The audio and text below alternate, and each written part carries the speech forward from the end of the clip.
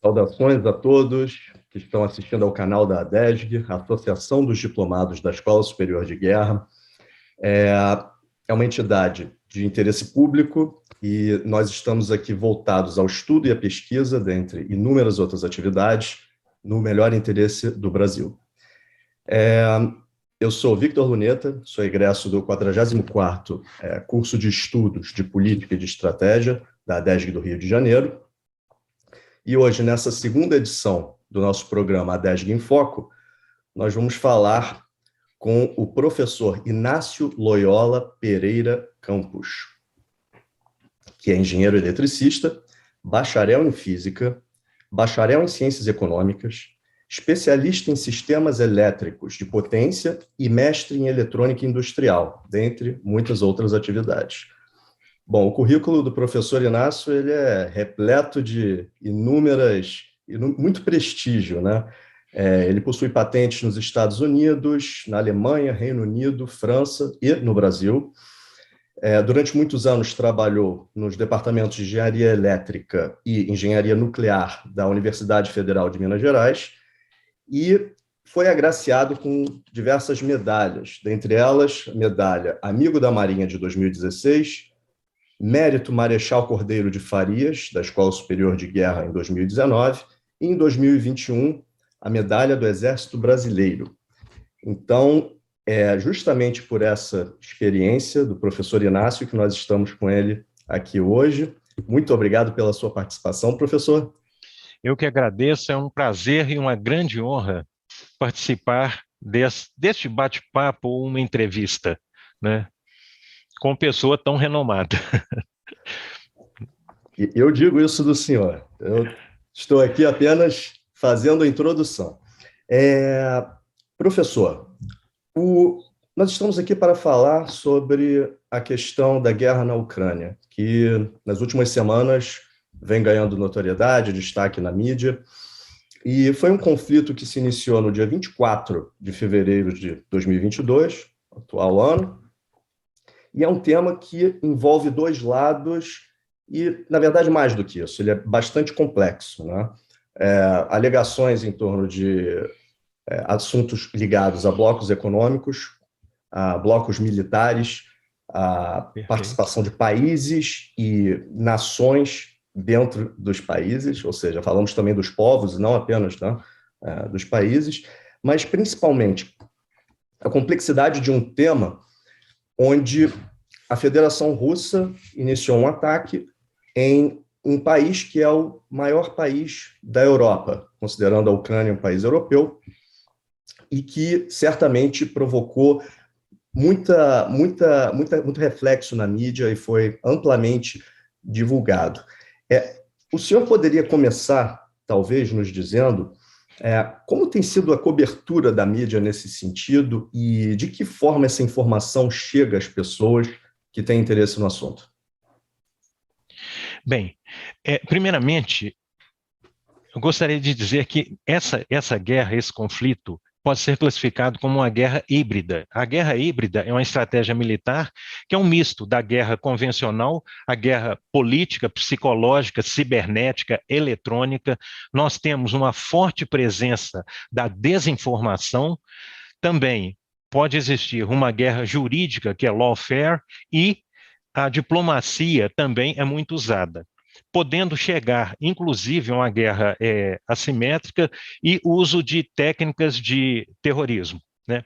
Então, essa guerra de hoje, esse conflito, ele não começou, na verdade, com o primeiro tiro.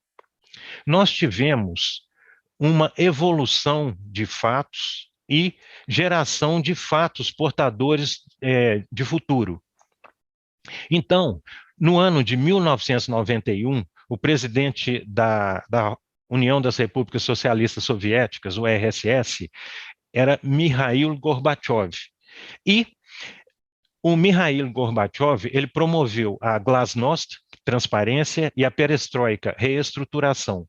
E ocorreu, com isso, a dissolução da União das Repúblicas Socialistas Soviéticas. À época, o atual presidente Vladimir Putin, ele ponderou bastante se este era o melhor caminho.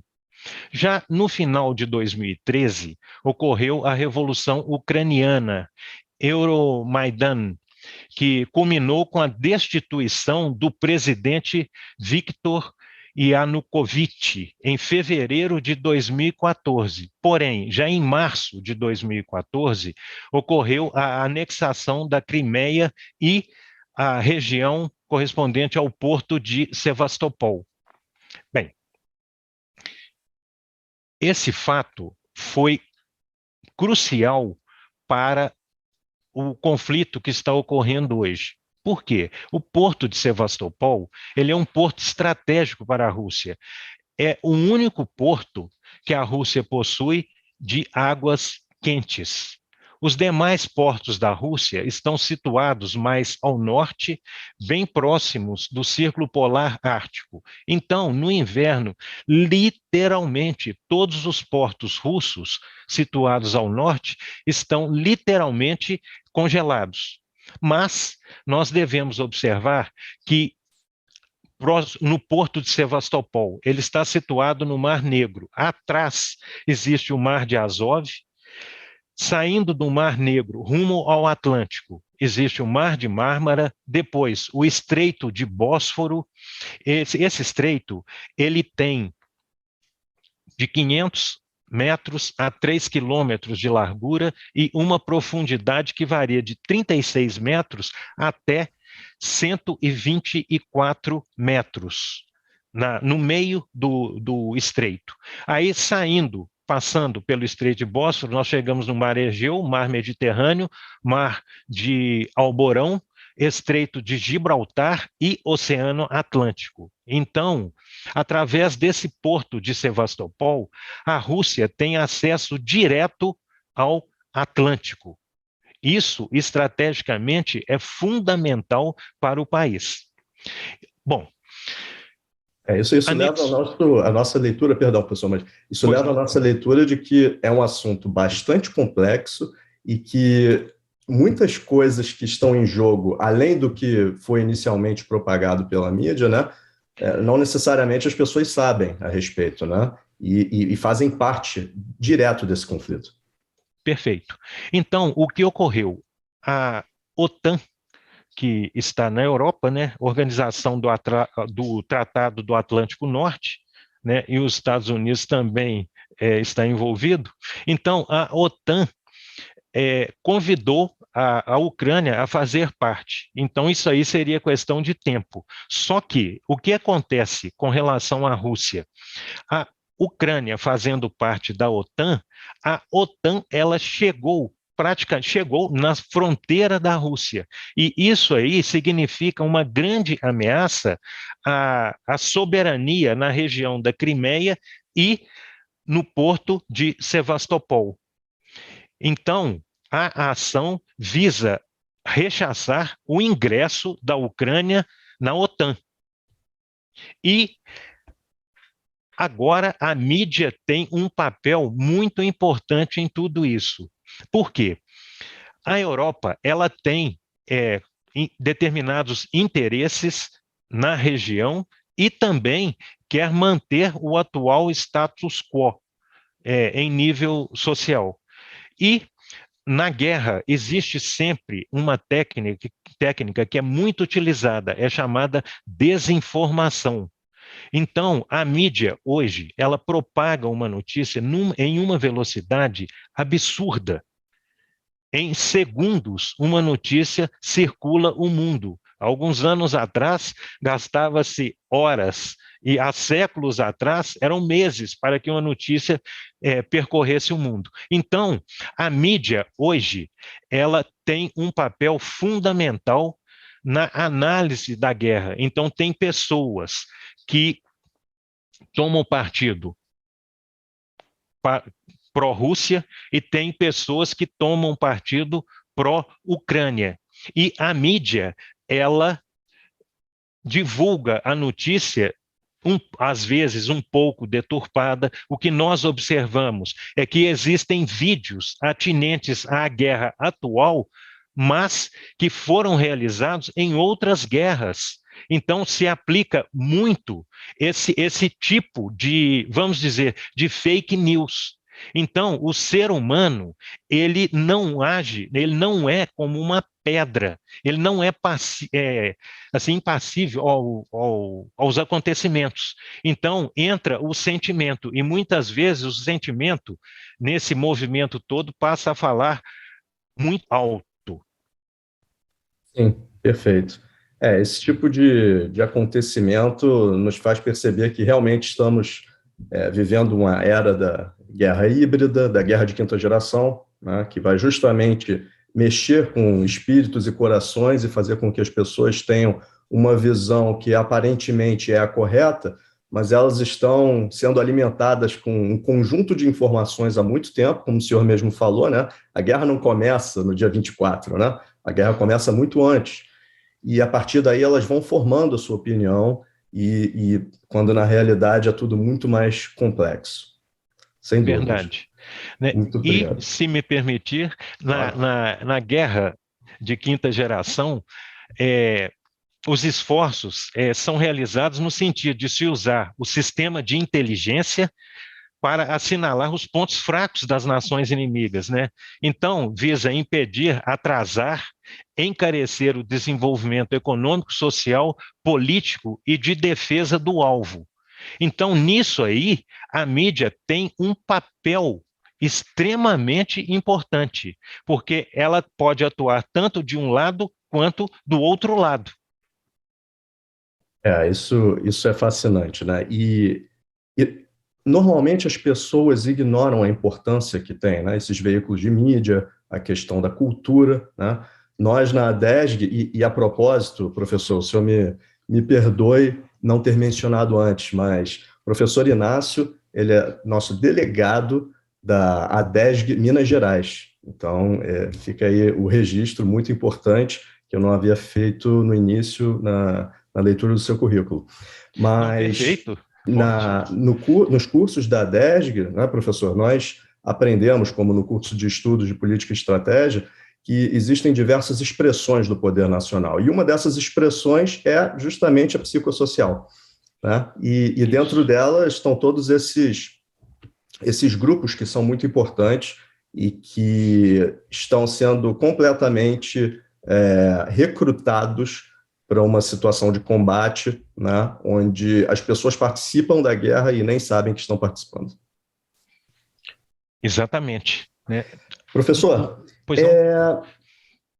em se tratando ao longo da guerra, essa guerra da invasão da Rússia em território ucraniano, muito se falou sobre Chernobyl. Né? Chernobyl, só que as pessoas elas também não têm um conhecimento muito grande do que se trata. Então, antes de nós falarmos especificamente do que aconteceu nesse período de guerra, eu gostaria de saber se o senhor pode contextualizar para a gente o que é Chernobyl e de que forma o mundo poderia ser afetado por isso. Bem, na área nuclear, nós temos, o mundo todo tem um cartão de visitas que é bastante nefasto, que é a explosão de Hiroshima e Nagasaki. Então, isso aí marcou, na verdade, várias gerações no mundo. Bem, Chernobyl é um tipo de reator que utiliza a tecnologia RBMK, é reator canalizado de alta potência. Esse reator é uma tecnologia já ultrapassada. Nós podemos dizer assim, é uma tecnologia mais primitiva e não tem muita segurança. Em 1986, o complexo nuclear de Chernobyl ele produzia 10% da energia elétrica da Rússia. E o complexo ele teve a construção iniciada no ano de 1972, o primeiro reator ficou pronto em 77, o segundo em 78, o terceiro em 81, o quarto em 83, e tinha previsão da construção de mais 2 reatores, o 5 e o 6, que não foram concluídos. E cada reator tinha uma potência elétrica de 1.000 megawatts, 1 gigawatt. Tá? E essa potência é, na verdade, uma potência considerável. No ano de 1986, ocorreu a explosão do reator de Chernobyl, o reator de número 4. E esse reator, ele liberou muito material radioativo ao meio ambiente. E providências foram tomadas, não deveriam, as providências foram tomadas. E todas as pessoas que atuaram na primeira etapa de contenção dessa radiação, infelizmente faleceram num prazo muito curto, em torno de 1 ano. E foi construído um primeiro sarcófago. Vejam bem, a construção desse sarcófago, ele não obedeceu às normas, assim, o ideal. Professor, só duas perguntas rápidas. Em primeiro lugar, a época ainda era a União das Repúblicas Socialistas Soviéticas, correto? Correto, 1986. Perfeito. Então, e União das Repúblicas... a segunda coisa era em relação ao sarcófago. O senhor pode explicar de forma bem, para nós leigos entendermos o que significa o sarcófago? Bem, a usina de Chernobyl, a número 4, ela explodiu. Com a explosão, começou a vazar radiação diretamente ao meio ambiente. E o moderador que controlava a potência na usina, o moderador era grafite. E o grafite, ele ficou em contato com a atmosfera. Isso aí, em termos assim, um termo assim, bem popular, seria como nós acendêssemos uma churrasqueira e o carvão pegando fogo. Então, a grafite que estava lá dentro, né, ela começou a pegar fogo, literalmente, porque o reator ele ficou diretamente em contato com a atmosfera.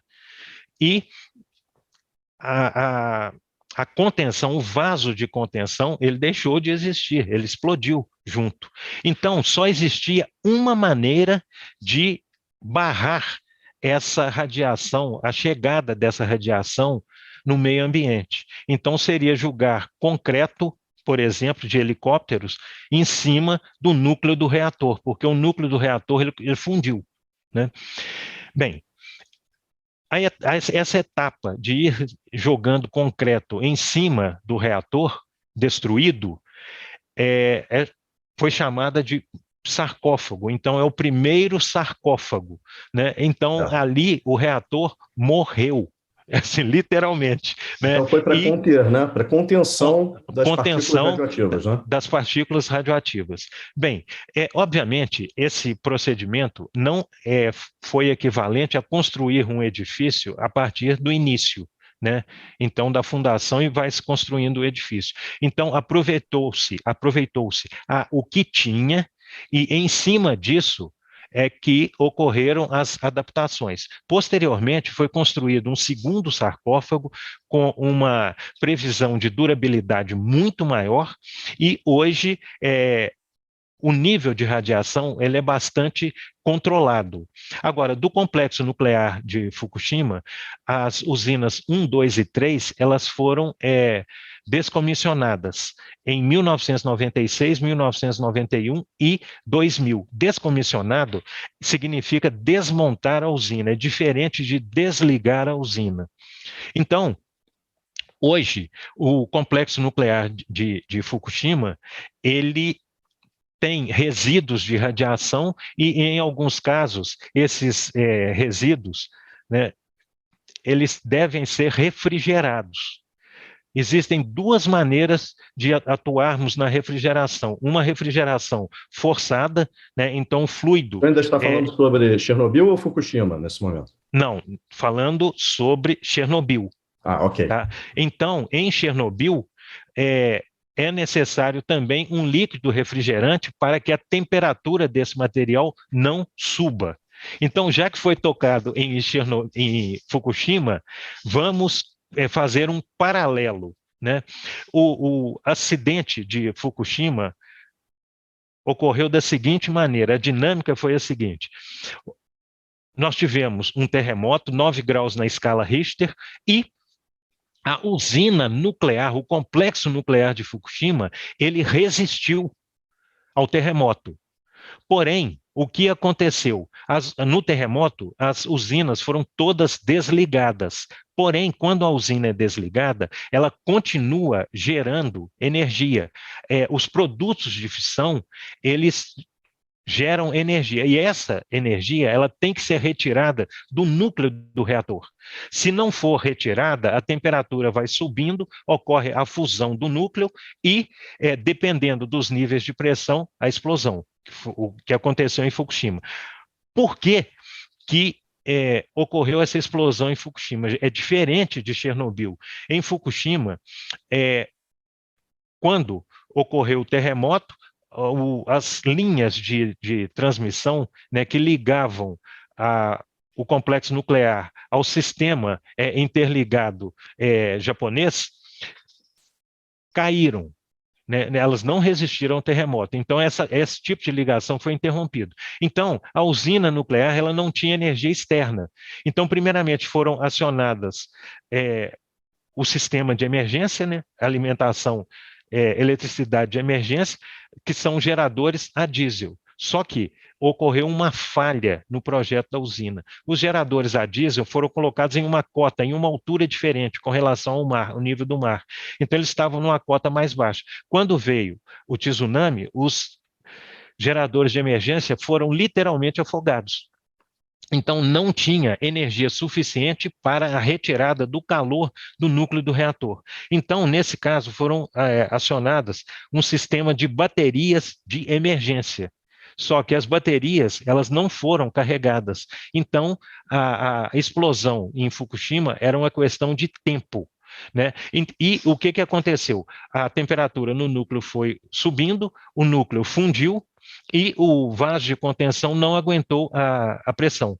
Então, tem válvulas de alívio, essas válvulas de alívio atuaram e ocorreu vazamento de radiação para o meio exterior. Então, quando na filmagem nós tivemos uma nuvem branca, essa nuvem branca era já vapor de água condensado mais resíduos, material radioativo.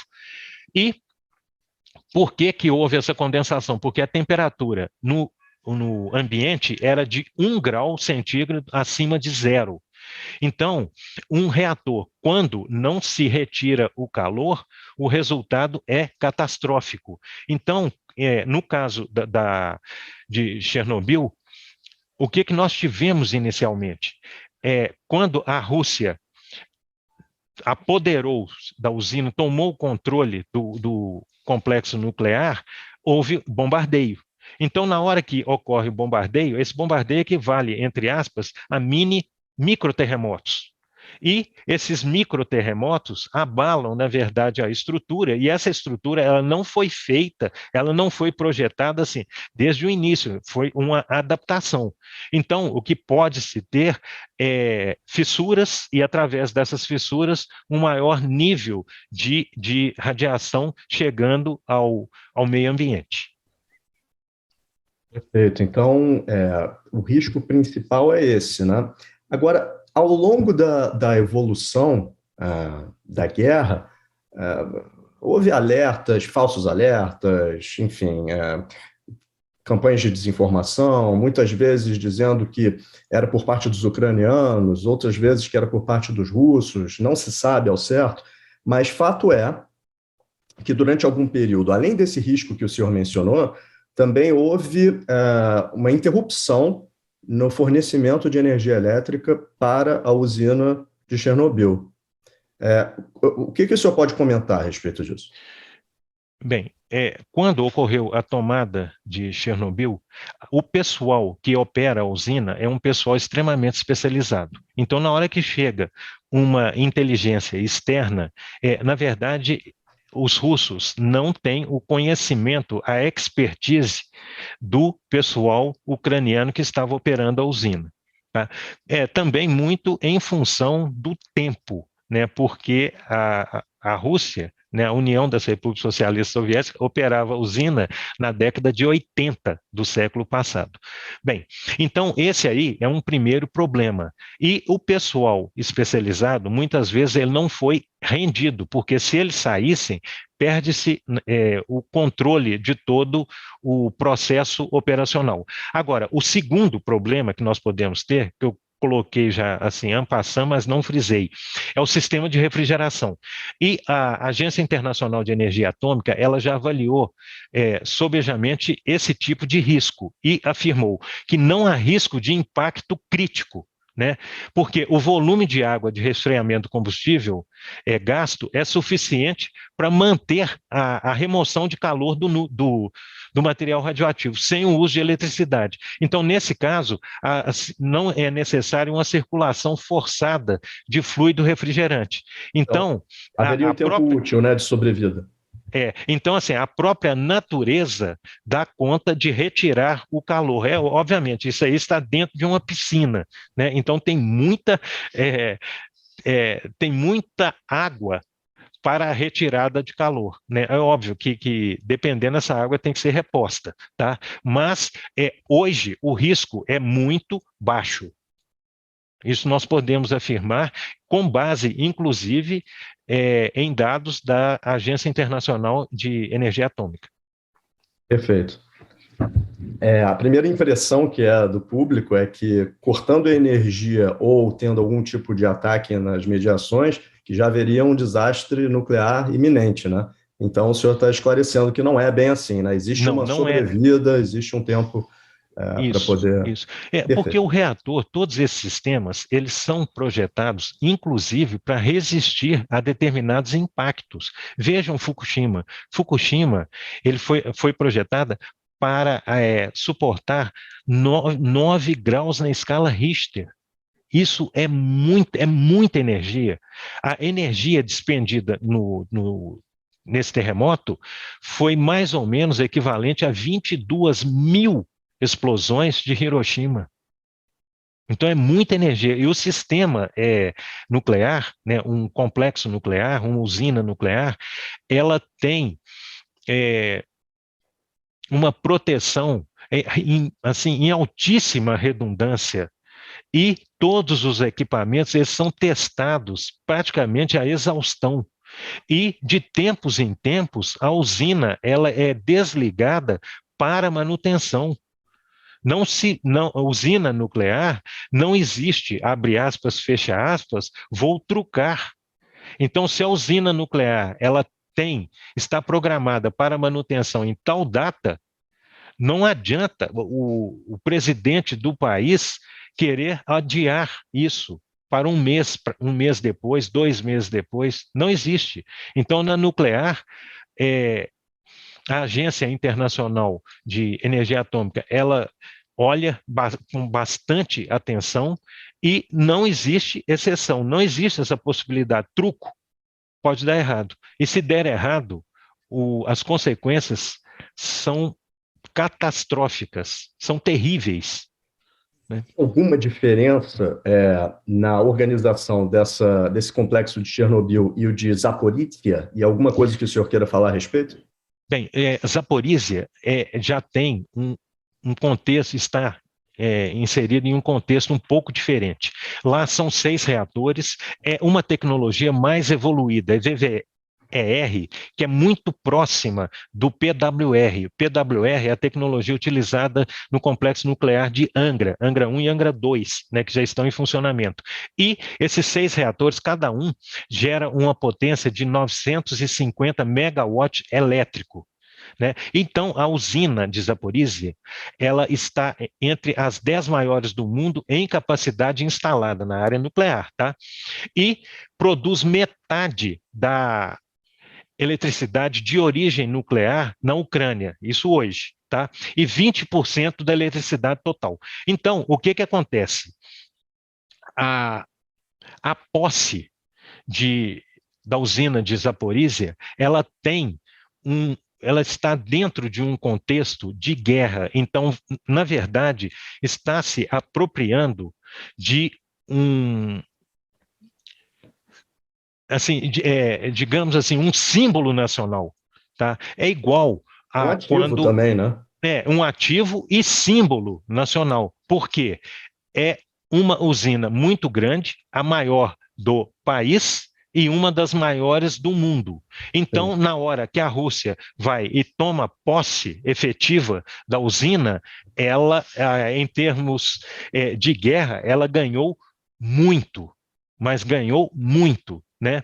E essa usina, é, ela possui 6 reatores. Nós tivemos um problema nessa usina em 2014, no final do ano, e coincidiu com que, com falta de carvão na Ucrânia, e ocorreu, na época, um apagão em todo o país, né? E em 25 de fevereiro estavam funcionando 4 unidades, 1, 2, 3 e 4, e as 5 e as 6 estavam desativadas, né? Em Zaporizhia, logo depois, e no dia 28 de fevereiro, a Rússia alegou ter tomado a usina. E o prefeito de Enerdohar, né, que é a cidade próxima, negou a informação. E no dia 3 de março, a, aqui no Brasil deu mais ou menos em torno de 10 da noite, né, os russos utilizaram artilharia e no dia 4 de março ocorreu a extinção dos incêndios, né, e essa a artilharia russa atingiu um setor de treinamento, que é uma parte administrativa. Na verdade, os russos não atingiram a usina em si, o complexo nuclear, ele não foi atingido. Por quê? Isso é bastante interessante. Se a Rússia atingir o complexo nuclear e vazar radiação, nós temos uma situação inusitada, MAD, que é o louco em inglês, né? Mutual Assured Destruction, destruição mútua assegurada. Isso vale para os dois lados, tanto para a Ucrânia quanto para a Rússia. E, de quebra, a Europa também se vê bastante prejudicada. Então, a possibilidade de um conflito nuclear, ele praticamente é inexistente. É o mesmo caso China e Taiwan. Em Taiwan, tem uma indústria chamada TSMC, Taiwan Semiconductor Manufacturing Company. E essa indústria, ela responde por 40% dos chips do mundo. Então, se a China atacar, para a produção. Parando a produção, a China também é afetada. E nesse caso, nós chamamos o escudo de silício. Então, a, na usina nuclear, pode acontecer tudo no entorno, mas no complexo nuclear mesmo não vai acontecer nada. Agora vem um problema. Quando a Rússia ela tomou o complexo nuclear tanto de Chernobyl quanto de Zaporizhia, ela deve proteger esse complexo, porque ela, estando lá, ela deverá, né, colocar nas proximidades sistema de defesa antiaéreo e redobrar a atenção, porque nesse caso nós podemos ter ataque terrorista na modalidade, por exemplo, de lobo solitário ou até abre aspas, fecha aspas, uma matilha solitária. Então, o nível de responsabilidade ele aumenta muito em função da vertente do terrorismo. Bem, Bem, acaba se encaixando na questão da simetria da guerra, né? aí entra como guerra assimétrica. E, recentemente, no dia 9 de março, a Agência Internacional de Energia Atômica informou que perdeu o contato com a usina por problemas de comunicação. Não deu maiores detalhes. Então, Perfeito. a Agência Internacional, ela monitora essas usinas, né, ela tem contato direto com as usinas no mundo todo, né, compartilhando, inclusive, informação. Mas uma observação que cabe, bastante pertinente à tomada de Zaporizhia, é que as linhas de transmissão foram afetadas. E agora essas linhas estão passando por um processo de manutenção e dentro em breve o sistema estará todo recomposto. O que nós observamos também é que dentro da guerra híbrida, né, existe o ataque aos símbolos nacionais e também as instalações sensíveis. E dentre as instalações sensíveis, nós podemos citar infraestrutura, a própria usina de Chernobyl, que é um símbolo nacional, o ataque também ao Antonov, né, Antonov AN-225, que quer dizer Mrian, né, Mrian, que quer dizer dream, sonho, né? Então, um sonho da Ucrânia foi por terra, foi destruído. Também os aeródromos, né, os aeroportos são atacados, portos podem ser atacados, rodovias, nós devemos prestar atenção, porque a própria Rússia utiliza as rodovias para o trânsito de blindados, um trânsito mais fácil de blindados e a rede de suprimentos, supply chain. Ferrovias, o setor de energia, aí ó, Zaporísia é o setor de energia e também o setor de comunicação, que é fundamental para o país, e inclusive através do setor de comunicação, o país pode disseminar notícias falsas. Caso, exemplo, Zaporísia, o presidente da Ucrânia, ele foi imediatamente nos meios de comunicação e divulgou que os níveis de radiação elevaram muito em função do ataque russo. Imediatamente, a Agência Internacional de Energia Atômica, ela entrou em cena e afirmou que os níveis de radiação estavam exatamente como antes, ou seja, o ataque não foi realizado em cima do complexo nuclear de Zaporísia. Então, o presidente Zelensky, ele utilizou uma informação falsa para talvez colocar medo e pânico na população, porque no caso de uma usina nuclear, em catástrofe, só existe uma saída: correr, fugir. Então, a população ucraniana poderia sair correndo no desespero, e lá é inverno. Então, possivelmente, muitos não sobreviveriam.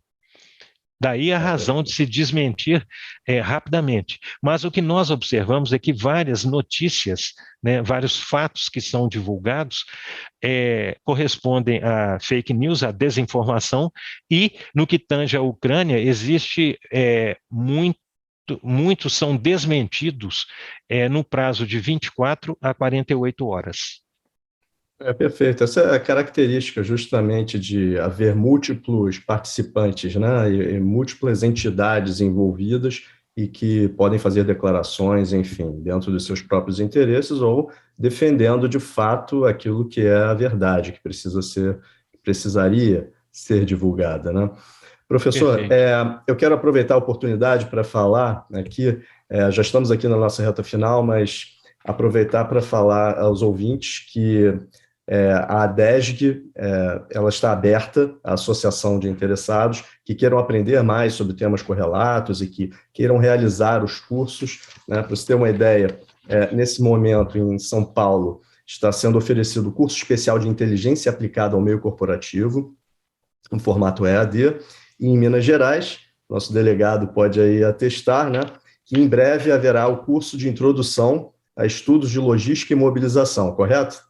Correto. Esse curso está previsto para o segundo semestre e no próximo dia 4 de abril nós iniciaremos o curso de estudos de política e estratégia. Política é o que fazer e estratégia como fazer.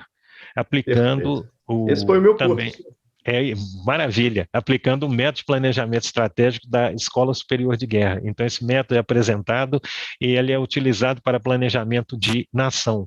E nada impede a aplicação nos estados, né? Minas, Rio, São Paulo e por aí afora, empresas da iniciativa privada até chegar no indivíduo. É um curso fantástico. Todos os estados da federação possuem uma DESG, então basta procurar a sua e você será muito bem-vindo.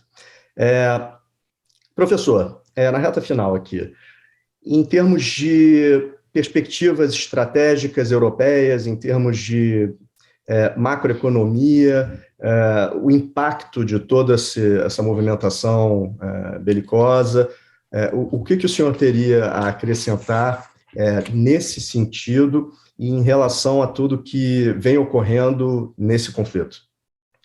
Bem, primeiramente nós devemos citar que a Rússia ela já se preparou para esse momento há vários anos atrás e talvez décadas atrás. Então, ela tem um sistema de georreferenciamento GLONASS e também sistema de referenciamento astroinercial. E no que tange ao armamento, ela tem um armamento extremamente sofisticado. O RSM-56 Bulava é um míssil semibalístico com inteligência artificial. Isso aí dá uma grande vantagem no teatro de operações. Ela tem um míssil hipersônico que trabalha a 7.000 e poucos quilômetros por hora, Mach 6, tem o que está sendo muito falado, é o uso da bomba termobárica, que, na verdade, se observarmos os vídeos que foram divulgados, não correspondem a uma bomba termobárica, tendo em vista o tempo da explosão. Então, a bomba termobárica ela tem um tempo um pouco mais curto, utiliza alumínio em pó, magnésio, óxido de etileno. Então, aparentemente, não ocorreu essa utilização. Os vídeos correspondem à explosão da bomba e, na sequência, explosão de algum material inflamável, reservatório de material inflamável. Muito se falou também de bomba de fragmentação, porém, a Rússia ela tem um sistema de defesa antiaéreo, o S-400, tem submarino de propulsão nuclear, tem 2 aviões fantásticos, o MiG-31 e o Sukhoi 35, que voa a mais ou menos Mach 2,3, né? Agora é que vem um fato interessante nesse conflito. Recentemente foi divulgado que ela lançou há mais tempo um satélite Cosmos 2342, que é um satélite, o nome é bastante sugestivo, Matrioska, né, o apelido que foi dado, porque esse satélite ele tem vários satélites internos e ela solta esses satélites. E um desses satélites possui um canhão espacial, o Cosmos 2343, que está em órbita, e a órbita não é uma órbita lógica, ela é uma órbita errática. Então, isso aí sugere que se usa propulsão química, né? Então, o que isso aí nos diz? Que o tabuleiro de xadrez ele passou a ter mais de 2 dimensões, é um tabuleiro tridimensional. Então, a guerra ela pode estar no espaço também. Então, a Rússia ela tem um sistema laser de estado sólido pulsado que no feixe tem uma potência absurda. E o que nós observamos é a desproporcionalidade da força militar russa comparada com a força militar ucraniana. Esse tipo de análise, existe uma dúvida. A Rússia pode estar à frente dos Estados Unidos. Pode estar. Também nós devemos levar em conta que a Rússia tem bomba atômica e bomba de hidrogênio, né? Então, a vitória russa é questão de tempo. Agora, à medida que essa guerra prolonga, o próprio presidente Vladimir Putin, ele disse que no médio prazo a Ucrânia pode perder a condição de Estado soberano. E isso aí muda muito. Agora, qual o papel da Europa? A Europa paulatinamente, vamos citar mais especificamente a Alemanha. A Europa, ela é dependente da energia da Rússia, tanto em petróleo, que a Rússia é o segundo maior produtor de petróleo do mundo, quanto em gás natural. A Alemanha, ela depende mais de 30% do gás russo. Por quê? Porque lá atrás, Gerhard Schröder, ele adotou a seguinte postura, que foi corroborada também pela Angela Merkel. As usinas nucleares, elas foram desligadas, não foram descomissionadas, elas foram desligadas. E, paulatinamente, essa necessidade energética passou a ser suprida pela Rússia e por outras fontes. Então, a agenda verde. Então, por exemplo, energia solar, energia fotovoltaica. Só que a energia solar e a energia fotovoltaica não são classificadas como energias firmes. Então, a energia nuclear é uma energia firme. Eu posso contar com ela de dia, de noite, com sol, sem sol, com chuva, sem chuva. Igual aqui no Brasil, nós temos a energia de origem elétrica, hidroelétrica. Então, se existe um reservatório grande, essa energia é catalogada como firme. Exceção, Belo Monte não é energia firme, lá é usina a fio d'água. Então, se chove mais ou menos, a quantidade de energia gerada varia. Mas o que aconteceu? A Alemanha, na hora que desligou as usinas nucleares, ela passou a ter uma maior dependência energética da Rússia. E isso aí ocorreu em toda a Europa. Também nós podemos observar a seguinte postura: os ministros da defesa e ministras da defesa na Europa, basicamente nos países pertencentes à OTAN, nós observamos que vários não têm nenhuma experiência na área militar, ao contrário do ministro da defesa russo, o Sergei, ele é general. Então, as respostas, por exemplo, no caso desse conflito, as respostas russas são muito rápidas, comparativamente às respostas da Europa. Então, isso aí, o presidente Vladimir Putin, ele observou. Então, essa mudança na Europa significa o quê? Significa um fato portador de futuro. E hoje a Europa é dependente em termos de energia da Rússia. E o que ocorre na Europa lá é inverno. E inverno europeu mata, a pessoa morre de frio.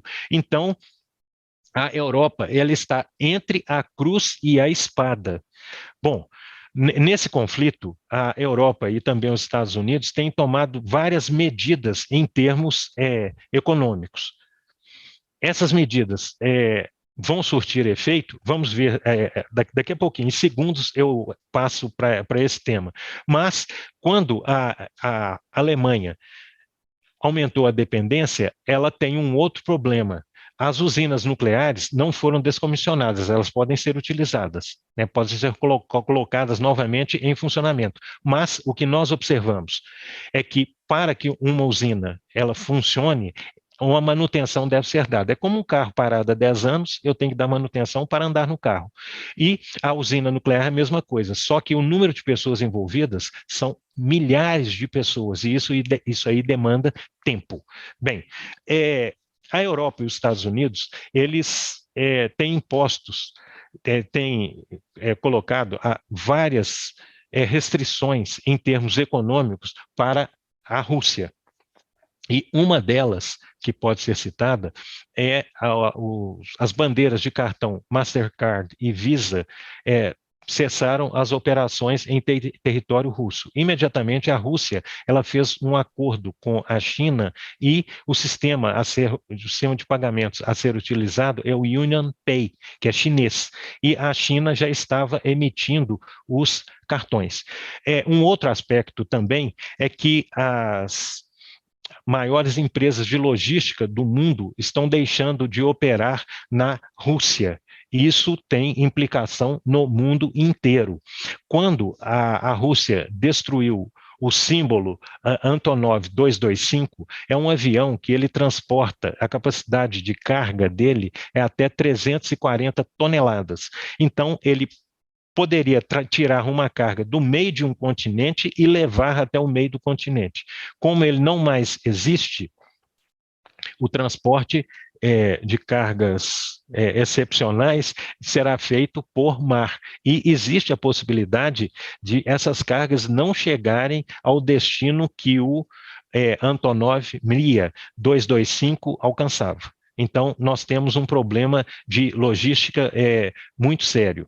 E as empresas de logística estão deixando de atuar também junto à Rússia. E isso tem uma implicação, porque a Rússia ela é a segunda maior produtor de petróleo, é o segundo maior produtor de petróleo do mundo, tem um gasoduto que sai da Rússia e vai até a Alemanha, que é o Nord Stream 2, e esse gasoduto ele não teve a aprovação ante a norma europeia, então ele não está ativo. Com restrição às exportações, a Rússia também ela pode restringir as exportações de raw materials e products, produtos e matérias-primas. Então, na hora que ela restringe a exportação de matéria-prima, o mundo está com um problema. Porque nós podemos ver o resultado disso na Bolsa Americana, que há um mês direto vem caindo, né? E o valor das commodities que saltou. Saltou. Então, o petróleo, o barril de petróleo, antes desse conflito, né, do primeiro tiro, girava em torno de $95 e atingiu $139. E depois a Arábia Saudita aumentou a produção, foi para $111. Mas aqui no Brasil nós tivemos um reajuste pesado. Por quê? A gasolina ela acompanha o preço internacional. O combustível, gasolina, diesel, né, acompanha o preço internacional. Então aqui nós temos consequências. Pois não? Desculpa interrompê-lo, mas só para a gente pontuar, porque o nosso tempo está encerrando, mas especificamente, caso o senhor não tenha mais nada a dizer sobre isso, em relação ao Brasil, o senhor poderia fazer algum comentário no sentido de como que o Brasil se colocou e de que forma isso nos impacta, positiva ou negativamente? O Brasil, nesse tabuleiro de xadrez, ele se colocou muito bem, porque nós agora estamos tendo acesso aos fertilizantes da Rússia.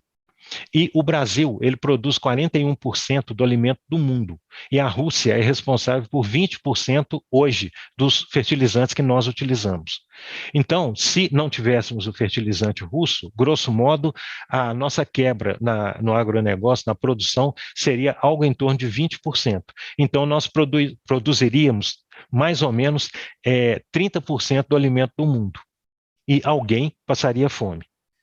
Tá? Bem, na hora que a Rússia fornece, ela deve exigir uma contrapartida, e talvez essa contrapartida seja em alimento. Então, diminui o alimento disponível para o resto do mundo. E também nós devemos prestar atenção em vários pontos dessa guerra. Um deles é que o Brasil deve investir essa lição, né, imediatamente em um plano de fertilizantes. Obviamente, esse plano não ocorre no curto prazo, ele é de médio e longo prazo. E um outro aspecto é que a nossa lei de mobilização nacional, fica uma pergunta, ela prevê todas essas hipóteses de guerra híbrida? Nós estamos tendo ataques cibernéticos no mundo inteiro. E na guerra de quinta geração, uma possibilidade de atuação é no sistema eleitoral de um país. Então, é o controle de um país. Então, voltando, se a nossa lei de mobilização nacional, ela não contempla todos os fatos que estão ocorrendo nessa guerra, nós temos que agir rapidamente e efetuar as mudanças necessárias, porque um ataque cibernético, não necessariamente ele tem origem aqui no Brasil, ele pode ter origem externa e destruir literalmente a economia do país. E qual a possibilidade de reação? A reação com a atual legislação é difícil, né? Por exemplo, a pandemia, ela não favoreceu, né? Não se teve durante a pandemia a mobilização nacional ao pé da letra, né? Essa lei, ela não se adaptou perfeitamente. Agora, a autossuficiência energética também é um ponto bastante interessante. Os Estados Unidos pretendem autossuficiência energética no ano de 2035. A Europa, o próprio Vladimir Putin, ele falou que a Europa errou a estratégia. Errou a política e a estratégia no que tange a energia. O que fazer e como fazer. Eles aumentaram sobremaneira a dependência. E hoje não conseguem reagir E o em interessante função é que da necessidade energética. a Pois não? matriz energética brasileira é bem diversa, né? A nossa matriz ela é bastante diversificada e existe uma pretensão em se aumentar a participação da energia nuclear aqui no Brasil, tendo em vista o aumento da segurança energética, tão necessária para o desenvolvimento de um país. Isso é tudo fascinante e é, também conversa com a questão estratégica no sentido do nosso programa de submarinos e como o Brasil vem buscando, né, essa questão toda de desenvolvimento e independência para ter a soberania nacional também mais reafirmada, né, e protegida, e conhecimento geral da população sobre esses benefícios, né, que são inclusive elementos dissuasórios, né, de impedimento de conflitos, e que muitas vezes as pessoas não sabem e têm uma impressão errada, né, do que é a matriz de energia nuclear e todos as suas consequências. Se me permitir, assim, rapidamente, né? Recentemente, a ONU acatou o pleito de aumento da nossa plataforma continental. Ela reconheceu o pleito brasileiro e ainda existem algumas pendências. Porém, a Amazônia Azul, que é a área correspondente, é uma zona economicamente exclusiva, reconhecida pela ONU. Porém, o país só é dono dessa área se ele conseguir defender essa área. E a defesa, ela é feita através de aeronaves, né, e da utilização também do núcleo do poder naval. E no núcleo do poder naval, nós temos uma frota de superfície e a frota de submarinos, né? Então, a força de submarinos. E no Brasil, nós temos o submarino, hoje, o submarino propulsão convencional. E um detalhe, o Brasil é um dos poucos países no mundo que consegue projetar e fabricar submarino. Submarino é a segunda tecnologia mais difícil para o ser humano.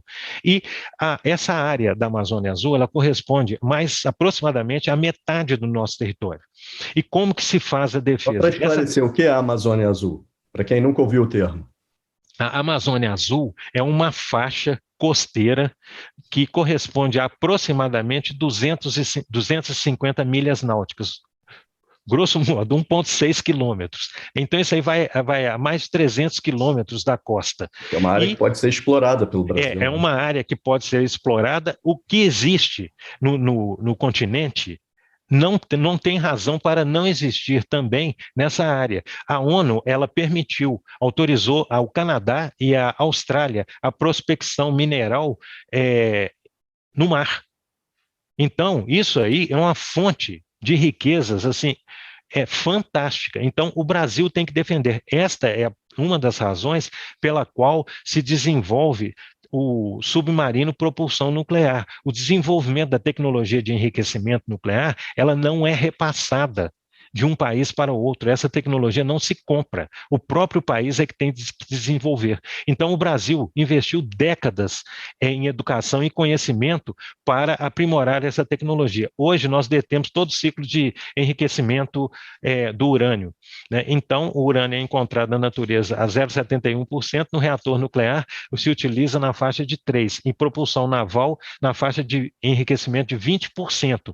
Então, um submarino propulsão nuclear, ele patrulha algo em torno de 750 mil quilômetros quadrados. Então, toda essa área da Amazônia Azul, nós precisaríamos algo em torno de meia dúzia, 7 submarinos, mais ou menos, né? Então, isso aí é fundamental para a soberania nacional, manutenção da soberania nacional, e objetivos finalísticos também do poder nacional. Bem, agora, uma observação: a energia nuclear, apesar do cartão de visita ser bastante funesto, aqui no Brasil, aumentando o número de reatores, nós teremos uma maior segurança no fornecimento de energia. Também nós podemos utilizar todo esse conhecimento em aplicação pacífica da energia nuclear. Então, na energia nuclear, nós temos, por exemplo, irradiação de alimentos, aumenta o tempo de prateleira, podemos irradiar o plasma sanguíneo, em especial células T, para reduzir, diminuir, né, ou acabar mesmo com a rejeição em transfusão de sangue. Outra aplicação medicinal, na medicina. Então, por exemplo, a pessoa tem câncer, ela pode passar por tratamento nuclear. Então, a energia nuclear, ela tem assim um campo muito vasto, irradiação de pedras, irradiação de alimentos, assim, de maneira geral. Nós aumentamos muito o tempo de validade do alimento. Então, existem alimentos que, por exemplo, batata, o feijão, ele perde, a batata brota, né? Então, irradiando, evita-se todo esse procedimento. Então, as perdas aqui no Brasil, né, na parte do agronegócio, incorrem mais ou menos no patamar de 25%, e a aplicação da energia nuclear daria um ganho muito grande para o país. Agora, detalhe, toda essa tecnologia tem que ser desenvolvida em nível nacional. E nós temos urânio suficiente e temos também tório, que possibilita um outro tipo de reator. Então, pois não? Muito obrigado. Eu quero dizer que eu gostaria de continuar, mas nós realmente precisamos agora encerrar. Eu lamento e desde já deixo claro que não foi suficiente. Nós precisaríamos ficar muito mais tempo para podermos efetivamente descobrir toda essa riqueza. Então, obrigado por nos enriquecer, e aí no caso não é urânio, mas nos enriquecer de conhecimento.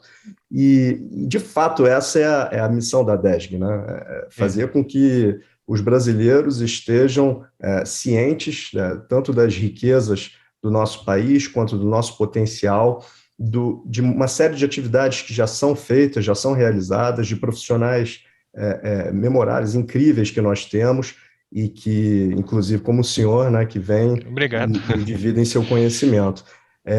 O senhor gostaria de algumas breves palavras finais para encerrar? Primeiramente, eu gostaria de agradecer. Foi uma grande honra participar de tão, assim, um debate que entusiasma a gente, porque nós temos a oportunidade de difundir um conhecimento, difundir propriamente a ADESG, que se me permitir, é um centro de excelência aqui no Brasil.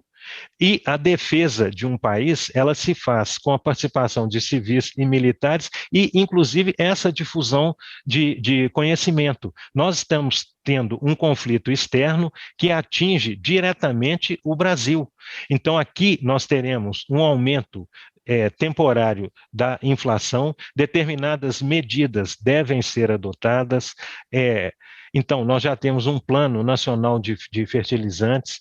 Destaco que o governo, os decisores estratégicos devem dar especial atenção à Lei de Mobilização Nacional, porque o número de ataques cibernéticos ele irá aumentar em razão da dificuldade pela qual a Rússia passa, e os outros países também vão passar, porque o preço das commodities elevou muito e o preço da energia atingiu um patamar absurdo. Então, nós vamos ter ataques, isso aí é certo. Né? Os Estados Unidos terão, e um detalhe, Os Estados Unidos já se pronunciaram. Se juntar a Rússia com a China e resolverem atacar a infraestrutura americana, o nível de defesa americana é como se estivesse no jardim de infância. Os Estados Unidos. Então, nós temos que prestar atenção nisso. E como que pode afetar, inclusive, os sistemas de votação. Aí é guerra de quinta geração. Né? Toda essa situação, ela chama muito atenção, né? É o primeiro conflito, maior conflito na realidade, desde a Segunda Guerra Mundial em território europeu. Então, todos esses são elementos que são sinais, né? São bandeiras amarelas. São bandeiras amarelas, perfeitamente. E dentro do conceito de guerra híbrida, nós podemos estar na terceira guerra mundial, conceito guerra de quinta geração. Dentro desse conceito, o mundo inteiro já está envolvido. Professor, felizmente nós brasileiros mais bem preparados depois da sua aula. Muito obrigado. Eu que agradeço, foi realmente uma grande honra, um prazer em conhecê-lo e, de antemão, coloco a minha casa, a nossa casa, ao inteiro dispor. Nós estamos aqui hoje para planejar o Brasil de amanhã. Nós desejamos um melhor Brasil amanhã. E que todos os ouvintes também saibam disso e acessem o site da DESG Nacional e acompanhem o nosso trabalho.